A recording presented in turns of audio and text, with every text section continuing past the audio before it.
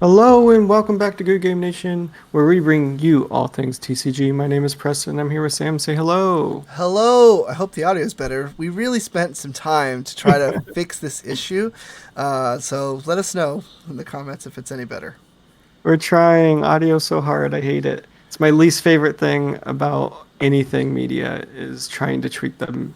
The It sounds good to us, and I that's know. and it doesn't sound good in the video sometimes. So just bear with us, but We're trying. working on it. While we're working on it, head over to that community tab and leave a comment with your deck list. We're trying to do a community-based Meta Monday video in the future, and we want to feature your deck list.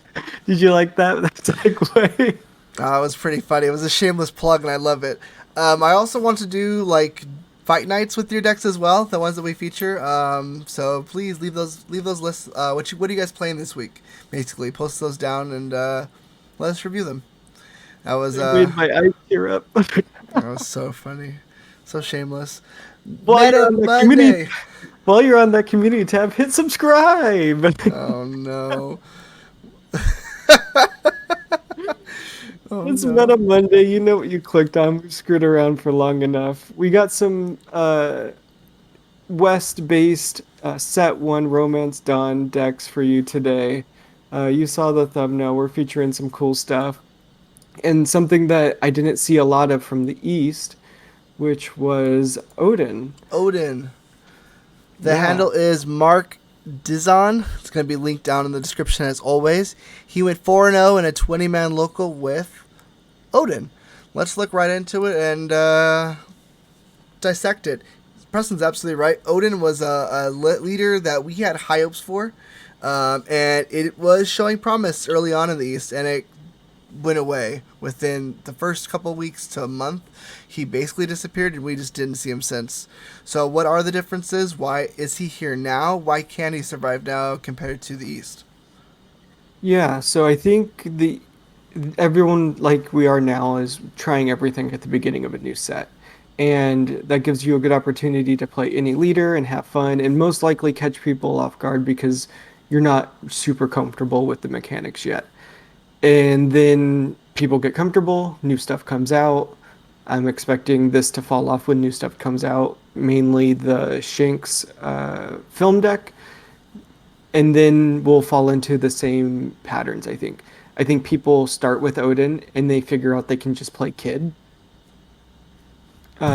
which I believe is what happened in the East also, is you just end up playing Kid, where you get a little bit more aggressive, and it's a lot cheaper to do that. I think Odin is a great leader, and we might get a resurgence at some point with different cards or something. Uh, but it does fall off against purple, and I think that's what happens is it's not good enough to stand up to a late game purple Right, in or the next few weeks. right, or a Really. mirror match Kid. I think you hit on the head. I think if you switch this leader out with Kid and obviously take out the couple kins for a couple more kids, the deck just seems and feels stronger. And that's what most of the Kid lists look like. It's a light Wano variation, so it's very similar to this list exactly. But I do think this is inspired by set two. I think this looks very similar to the Kinemons that we're seeing run around. So I think it is does take inspiration from that. It's obviously a tad slower, but so is everything else right now. I don't think it's a very quick meta. This has a really positive matchup. I think into Zoro. And I think it does well into purple currently, but I think you're right. When that Shanks deck does become available, Uda's gonna have a fun time with a deck like this. So I Yeah. definitely think it suffers against purple eventually. But I definitely think it has that little Kinemon swag to it. So I definitely think there is some fun to this list, and I do think you can experiment much more early on. So give it a try. Give it a try. Keep tweaking it. Maybe we can recreate that Kinemon flair with this early Odin list. Yeah, and I love to see the secret Yamato. I want to play Yamato and everything because it's a secret, and I think the card is has a ridiculous effect, and it just doesn't have a good place to play.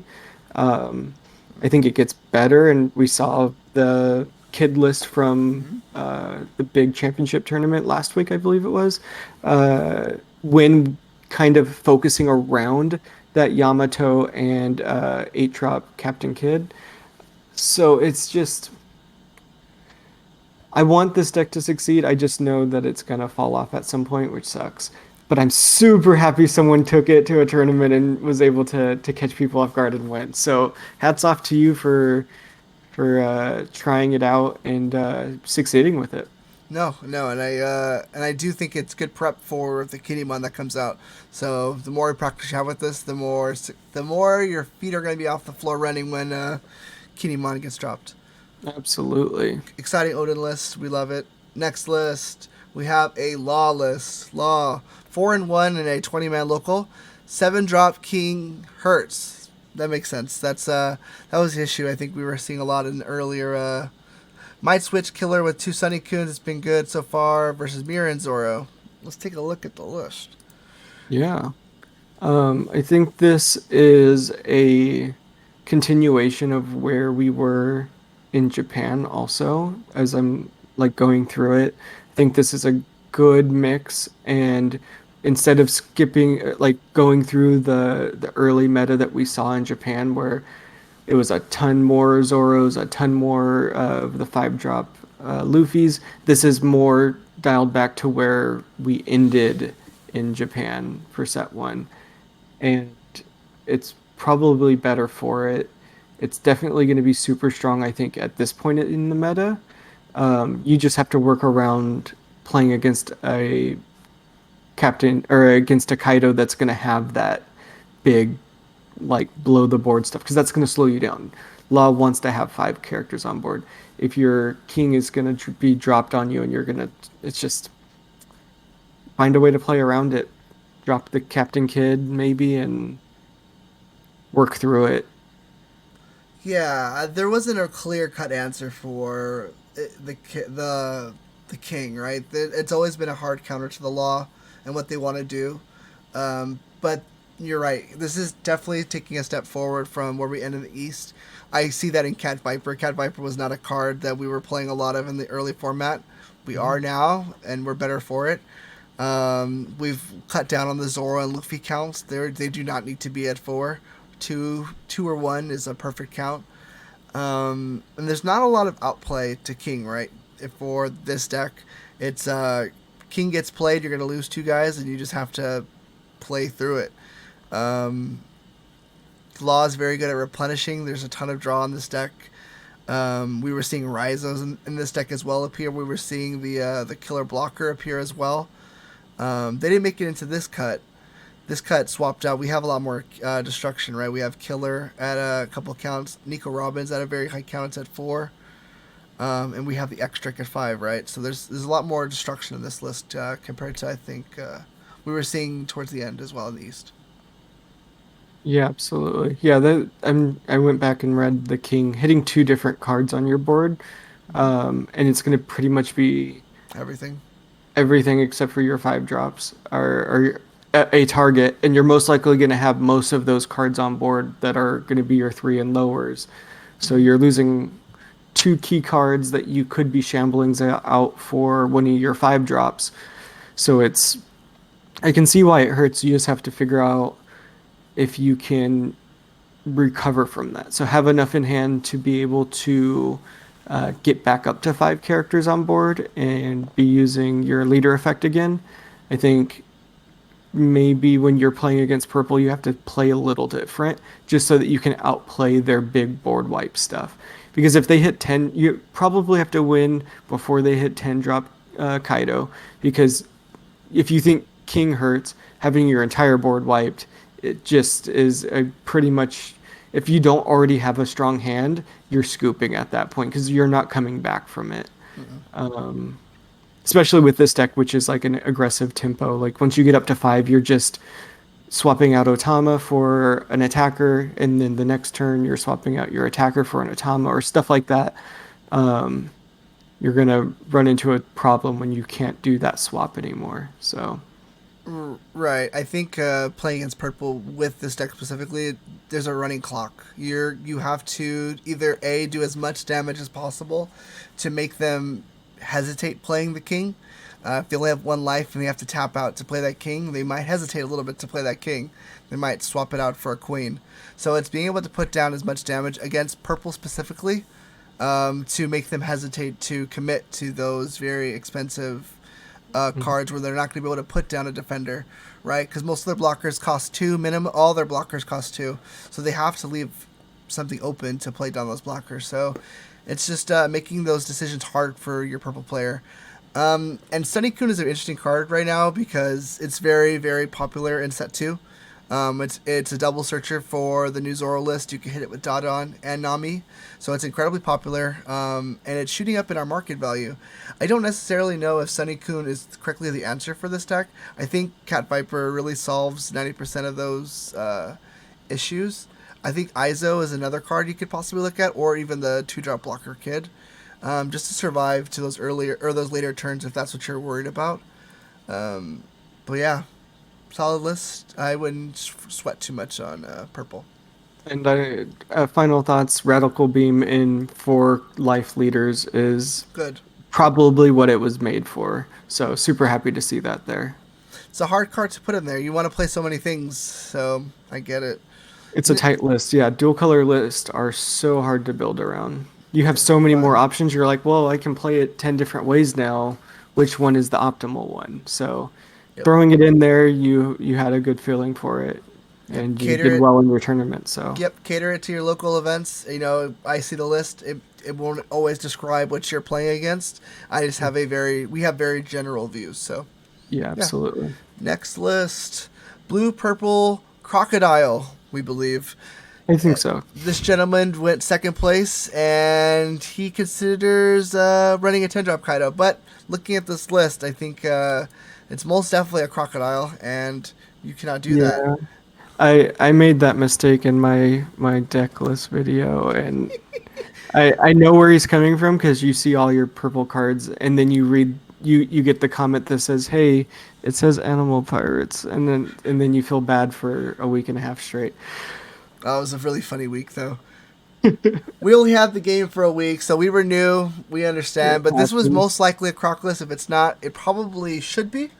Right. So we're gonna play it that way. Miss Sunny's in this deck. That's the leading convincer. Damn good Mhm. card, and it's event heavy. So Event heavy is the big giveaway for me. yep, yep. Blue Purple Crocodile is really interesting because it did not do well in the East. It did probably in the middle of the pack. Probably give it a good overall rating if you want. But here in the West, I expect it to do better. It's much more of a control leader. It's much more of a tempo leader, and I think the Western players cater to that. And I think that shows in a lot of. If you've been going to locals, you've probably been seeing a lot of blue. I think that's gonna speak for itself. Yeah, it's really exciting to see how we're playing the game so different because we didn't see a lot of Dofi in Asia, and it's so prevalent right now. So this could be something where they're playing purple as a response to that Dofi, um, just to have a little bit of extra spice to try to work around uh, the different meta that we're getting out of the West. Um, there are some cards in here that we were thinking of if we were to give advice on this deck. We're not sure about Cutlass. Hmm. I think you could cut Cutlass and gain more out of Spada and Love Love Beam. Um, the I believe the tweet had said that they don't have a good top end, and you were saying Mihawk is a shoe in for that spot. A lot more cohesive with this deck. You don't want to play the 9-drop Kaido because of the big -5 and your lack of ramp in this deck. I think -5 is the biggest gap that you would want to hit. And when you're playing King, that's a much more manageable one. I think even playing the 7-drop King, you could, if like depending on your counts. I always like playing both, having that option. maybe four kings total, two and two, three and one, whatever your meta uh, like is demanding, really. Um, and just change up those top counts to gain that extra advantage that you need to finish the game. Because right now you do have a awkward end game with this deck. Yeah, I think it's a lot of survivability, not a lot of KO. I think we have a ton of blockers. I didn't do the count, but I definitely can scroll down here and hover this 14. It's a ton of blockers, and we have 17 event cards on top of that. So 31, what I would consider defensive cards. Um, Very, very high. Obviously, looking at this deck, I would assume this is a very Zoro heavy meta. I'm looking at the who's who's. I'm looking at the overheats. Double finger here is probably here for clear as well.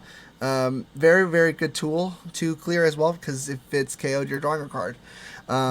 The only thing I would advise for double finger as well is Crocodile usually takes a very intricate hand control, and Miss Double Finger can always potentially throw a wrench in that plan, especially when you're trying to draw hypothetically two cards off Love Beam. There could be problems with that. So that's probably one thing I'd advise, and definitely Mihawk. Mihawk is too good to not be playing this meta, especially by Croc. And your top available is not amazing without cards like Bullet yet or Uda. We're missing still some very strong purple cards. So things to keep in mind, I think. Yeah. Absolutely. Yeah, I think this deck will play well. I think you were saying that this fits the play style of a lot of people that you play with, and it's only going to get better with that Shanks deck. I think we started off with that comment from this video, and we can end it there with that also. Watch out for that film deck. It's going to make your opponent's purple decks so much more scary. Um, but that was Meta Monday, everybody. Thank you for watching. If you like this video, give us a thumbs up. If you want to get more One Piece TCG content in your life, hit subscribe. And until next time, we'll see you around. Thank you for watching. Bye bye. Bye.